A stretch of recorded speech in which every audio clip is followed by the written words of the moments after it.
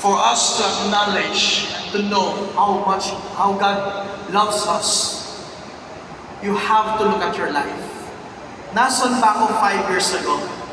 Nasaan na ako ngayon? 5 years ago, magulo ang buhay ko. Wala kapayapaan. Hindi ko alam kung saan ako tutungo. Hindi ko alam kung saan ako pupunta. Pero ngayon meron na akong Panginoong Hesukristo sa aking buhay. Alam ko na meron akong kasama araw-araw. And lastly,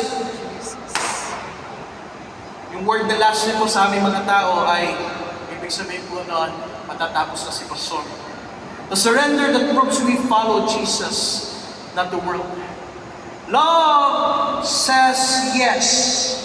Through surrender, we have to deny ourselves and take up your cross. Hindi sinabi ni Kristo na i-add mo siya sa buhay mo, kapatid. He said, deny yourself. That means Jesus should be the pillar and the lighthouse of your life. He is the Lord of your life. Some people want a personal Savior, pero they don't want a personal trainer. Mga kapatid, hindi natatapos ang buhay natin isang mananampalataya nung niligtas ka ni Kristo. Simula pa lang yun ng pagbabago ng Panginoon. May mga bagay na hindi mo, may mga araw na ayaw mo pumunta ng church, may mga araw na ayaw mo kumanta, may mga araw na ayaw mo buksan yung Biblia, pero huwag mo sasabihin na ayaw mo, Lord, tulungan mo ko na gustuhin ko na manambahan at paglingkuran sa inyo. Ang sabi ni Pacquiao one time, he's training. He's always training every single day. Kahit hindi niya feel mag-train. Kasi sabi niya, talo niya yung mga tao na nag-train kapag feel nila nag-training. That's the reason why he's great. He's the best on boxing. Mga kapatid, hindi lang dahil feel mo magbukas ang Biblia, manalangin sa Panginoon, doon lang tayo maglilingkuran. Deny yourself and allow God to move in our life. Allow God to move in your life. Here's the thing, and here's one of the things that we have to surrender to God. We have to surrender the secret habits that we have.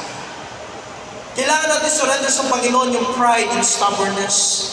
Kailangan natin surrender sa Panginoon yung mga hindi magagandang ugali o pag-uugali ng isang Kristiyano.